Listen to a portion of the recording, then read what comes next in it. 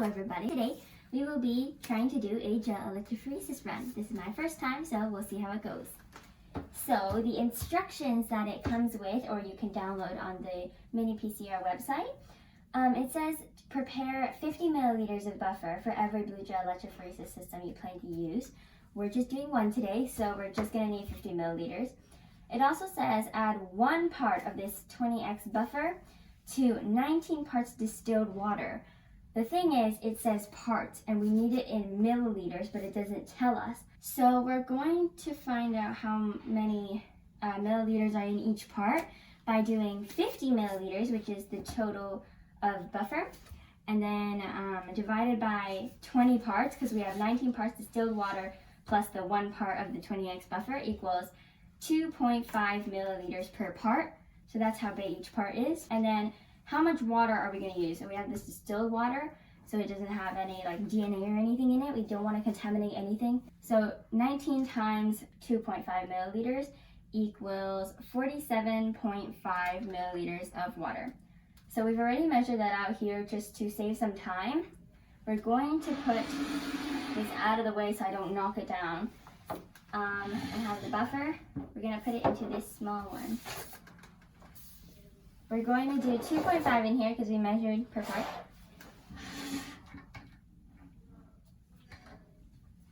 Okay, and you have to make sure you use your protective equipment when you work with this buffer.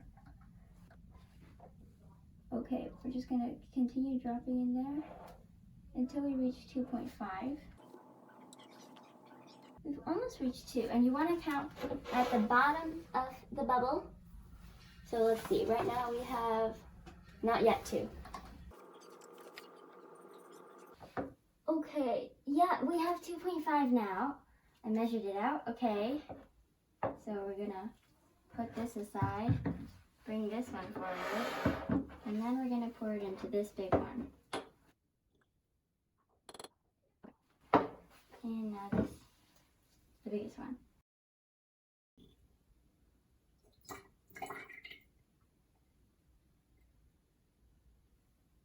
That's good. Okay, and now we just gotta mix it like this. This beaker, or flask I mean, is the perfect thing to mix things in. Not like this or this. This one's way better to mix. These ones are more, this one's for measuring, that one's for holding. But speaking of this one, we're gonna use it now to measure out 20 milliliters.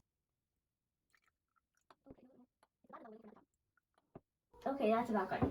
We're just going to push this aside. Do not toss this out. This is going to be used later.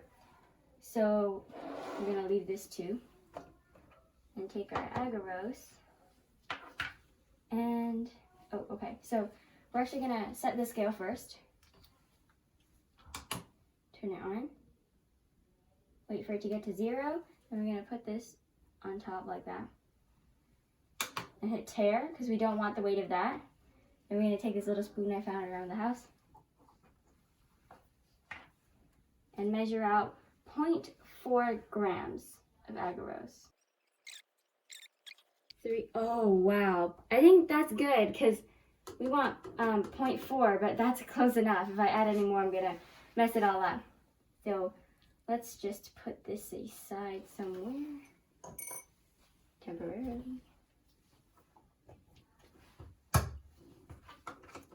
Close up the agarose again and put it away. So we don't need this on anymore. We're gonna pour this into here. Okay, so we mix this up a little bit, but we're gonna microwave this. Just, yeah, mix it up a little. And you can see there's a lot of crystals. So we're gonna go microwave this and hopefully it will turn clear. Okay, so we have our microwave solution.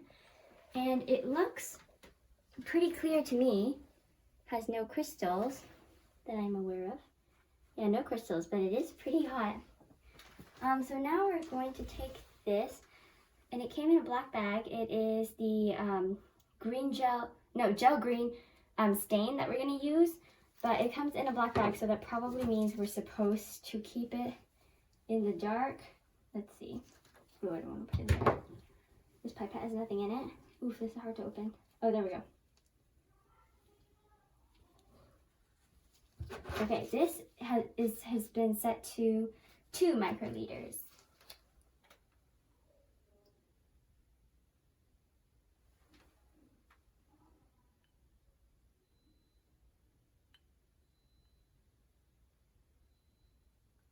Okay, swirl it until it looks evenly mixed. It doesn't look evenly mixed yet. Okay, I think that's good.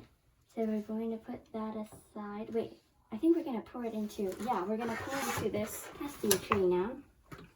Okay, so we have the big combs in there. We're going to pour this straight in. Oh, that looks so satisfying. It's going to get thick after like 10 minutes, I'm pretty sure. And then it will be ready. And they'll have the wells in there that are made by the comb. And we'll be back in 10 minutes to go check on this again.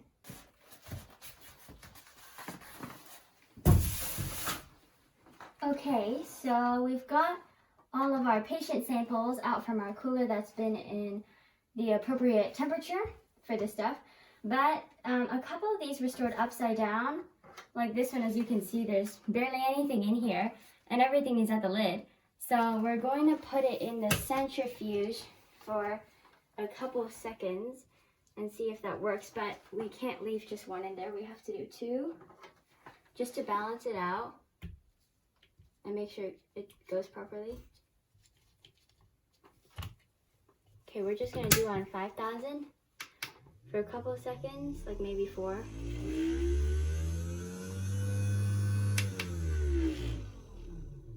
Okay, let's see if that helped. This one looks great. What about this one? Yep, they're both great.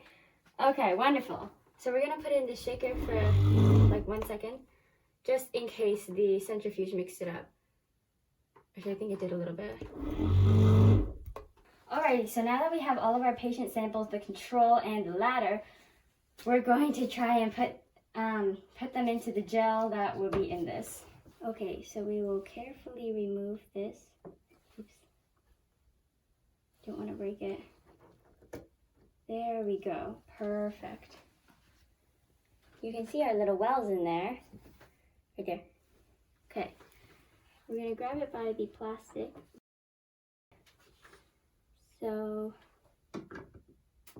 we slide it into the right place or else it will get stuck. See, there's 2 there and 1 there. Ooh, I've noticed our gel has a couple bubbles. We're going to use the tracks without the bubbles in there so that nothing interferes. We'll start with the ladder. Yeah, we'll try this second one, the second lane, because the first one has 2 bubbles. All right. And we're setting this to 10 microliters. Okay, this is my first time loading a gel, so I hope this works.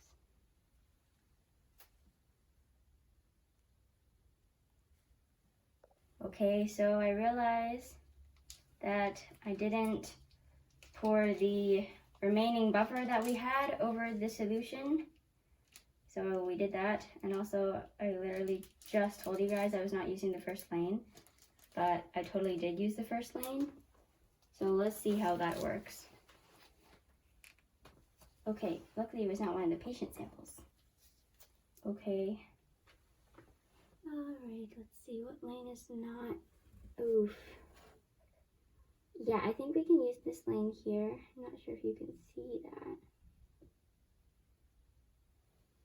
Okay, so we're gonna eject our tip again. And we're done with this patient sample. Okay, we are once again going to use the lane without bubbles. So that would be skipping 1 lane.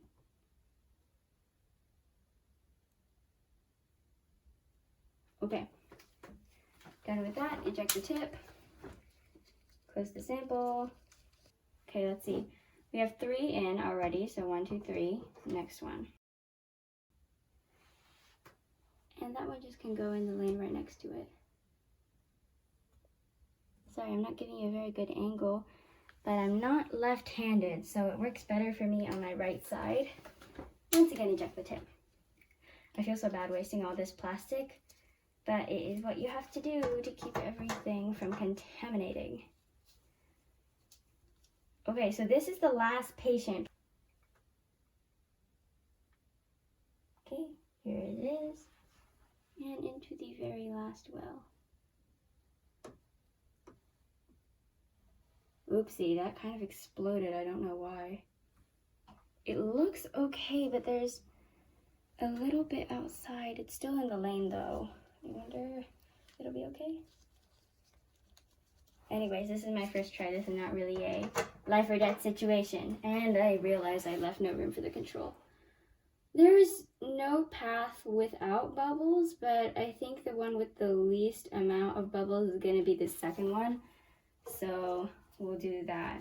Alrighty, this is the control, so it's not of any disease. It doesn't have any illness. This is just a normal person, not sick. We're gonna put it in the second lane.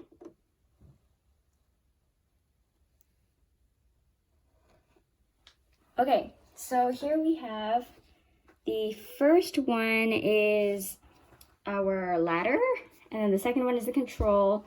Third one is the first patient, second patient, third patient, and fourth patient. Okay, now what we're going to do is we're going to put the lid on, just like that. Make sure it's secure. And then hit the power button. We'll check back in maybe 20 minutes to see. Yeah, this is the blue light button. But it's best to view it with this imaging hood. So we'll come back in 20 minutes and show you what it looks like then. Hello, it's me from 5 years in the future, and wow, did I have an insanely squeaky voice back then, but apparently I did not record an outro, so allow me to explain the results of this test. First of all, the ladder here is supposed to tell us roughly how many base pairs are in each band, because each band of the ladder has a known number of base pairs that you can use as a reference. This particular ladder, from top to bottom, has base pairs of 1200, 700, 500, 300, 200, and 100, and I do apologize for the very poor visibility. The second lane has the control, and in this experiment we're looking for two viral illnesses, let's call them A and B. So the control at approximately 150 base pairs has neither. As you can see, patient 2 has the same band as the control and no other bands, which means that they, like the control, do not have either of the two illnesses. Patients 1 and 3, however, each have an additional band of approximately 250 base pairs, and we're told that illness A has that chunk of 250 base pairs, so patients 1 and 3 both have illness A. Patient 4 has the control band and another band at roughly 400 base pairs, and we're told that illness B shows up as that band of 400 base pairs, so patient 4 has illness B. Well, that's it for this video. If you want to order the kit to perform this experiment, you can go to minipcr.com, and I will link that down in the description.